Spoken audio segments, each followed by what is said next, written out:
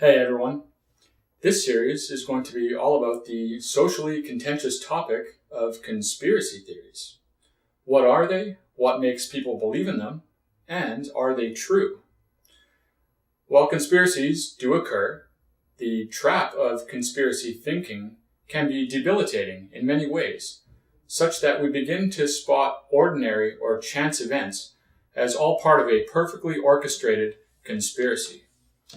In this first video, I want to quickly discuss some definitional issues and then dive into the published research in social psychology that examines the question of why people tend towards conspiracy thinking. So what is meant by the term conspiracy theory? Well, there are a few definitions used by different people, which are often adopted for reasons that suit a person's particular ideological narrative.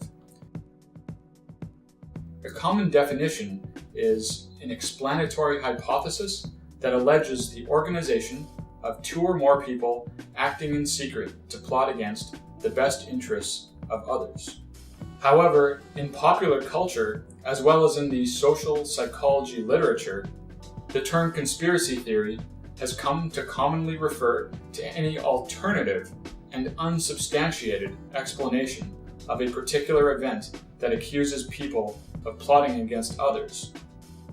This latter definition is the definition I'll be using in this series.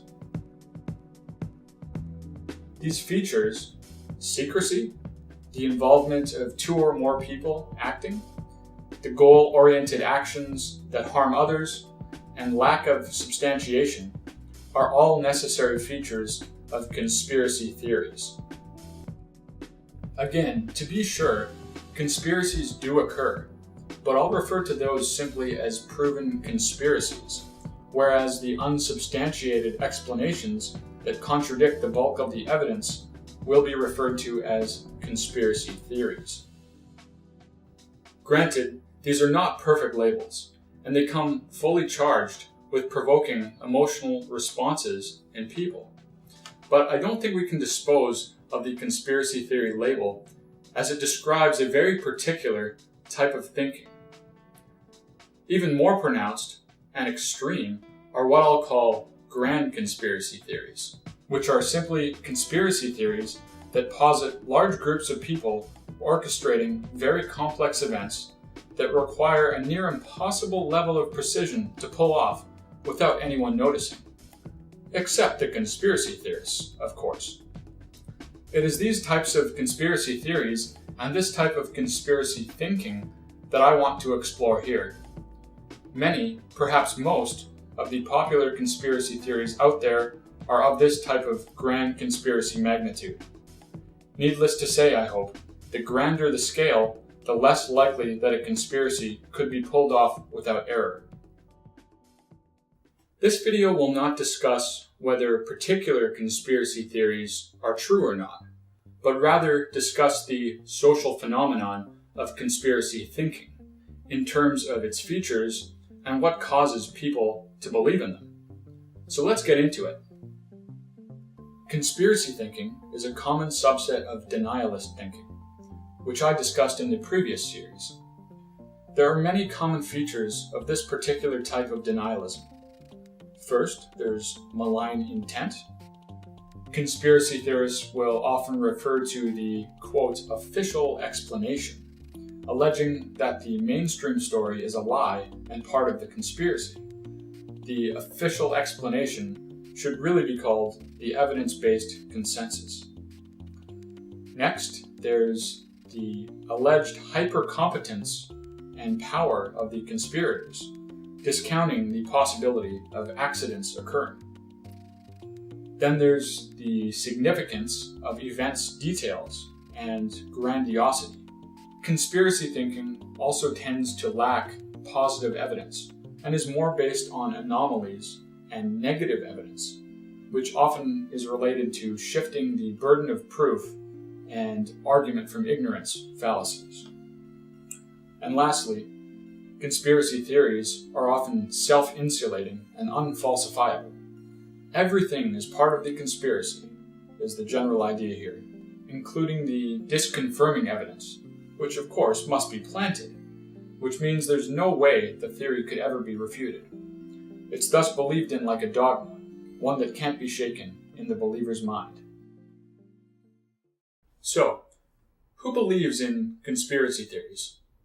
Surveys between 2006 and 2011 on the American public found that half of the population endorses at least one conspiracy theory. Politically, extremism on both the left and the right, and belief in conspiracy theories are highly correlated. There are relatively few demographic factors that predict conspiracy theory beliefs. However, African Americans tend to believe more in conspiracy theories, and Hispanics and Caucasians less. These findings have been replicated several times. This pattern is even more pronounced when the conspiracy theory relates to a particular race. For example, there is a higher prevalence amongst African Americans to believe that there was a conspiracy surrounding MLK's death or the existence of HIV or AIDS. The likely explanation is that racial minorities have been discriminated against and have learned to distrust authorities more than usual. The single most predictive factor of whether you will endorse a conspiracy theory is if you endorse other conspiracy theories. If we review the literature on the types of personality traits associated with conspiracy thinking, we find three main traits. 1. Conspiracy beliefs in response to mild paranoia. 2. Conspiracy beliefs as an externalizing tool. And 3. Conspiracy beliefs as a result of openness to new ideas. The first of these relates to low levels of interpersonal trust and the common belief that the world is generally getting worse. The second explains the reasons for why your life isn't as good as you want it to be. So people often externalize by positing a conspiracy. A high degree of powerlessness, low self-esteem, and dissatisfaction with life all correlate with belief in conspiracy theories. And the third, the openness to new ideas and experiences, correlates highly with belief in conspiracy theories. There is also significant correlation between the belief in paranormal ideas and conspiracy theories. To summarize, belief in conspiracy theories is associated with lack of interpersonal trust, distrust in authority, cynicism, belief that the world is getting worse, a sense of powerlessness, belief that events are beyond one's control, low self-esteem, the tendency to seek out groups to blame for negative events, and the openness to new and unusual ideas. We're not sure which way the causality goes, if any. These are correlations that have been noted and replicated across many studies. As discussed in the previous series on denialism, cognitive bias is one of the main reasons why humans form false beliefs. Conspiracy theories are no exception to this. In fact, there are 4 main cognitive biases that humans fall victim to that tend to dispose them towards believing in conspiracy theories.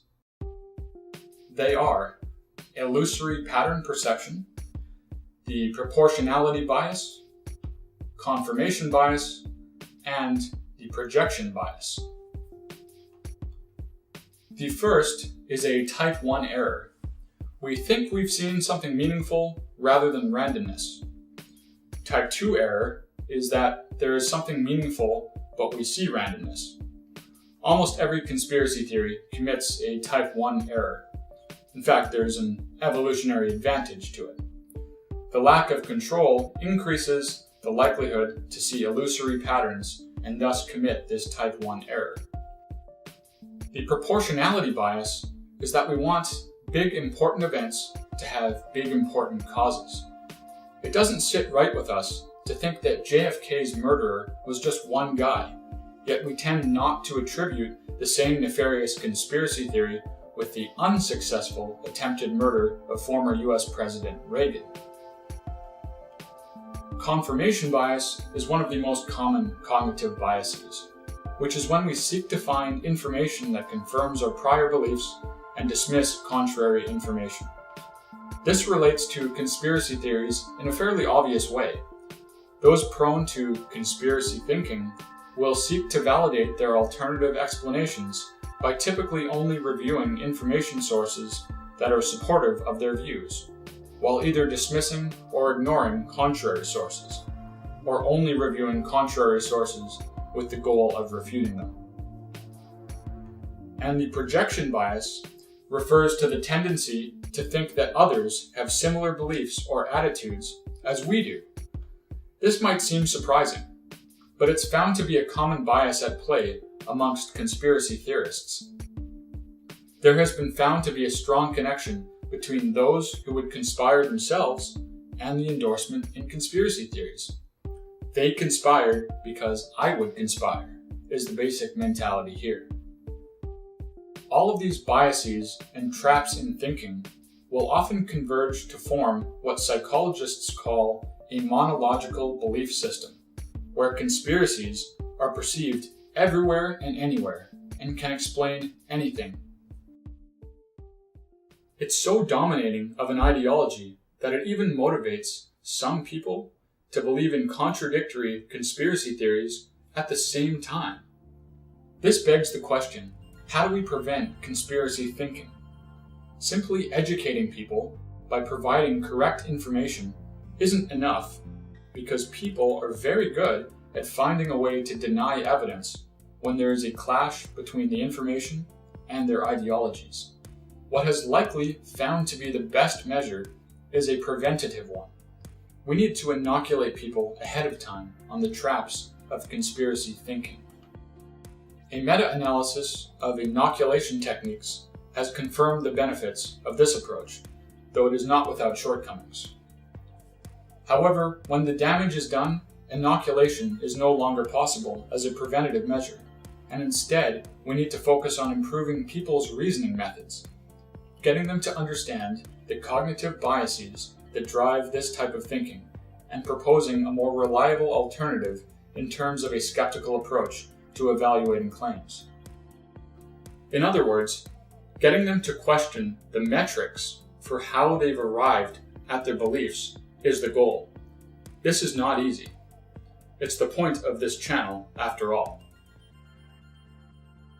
Now that I've gone over the features and causes of conspiracy thinking, let's look at some real-world events, both real, confirmed conspiracies and the baseless conspiracy theories themselves. Join me in the next two videos for some real-world application.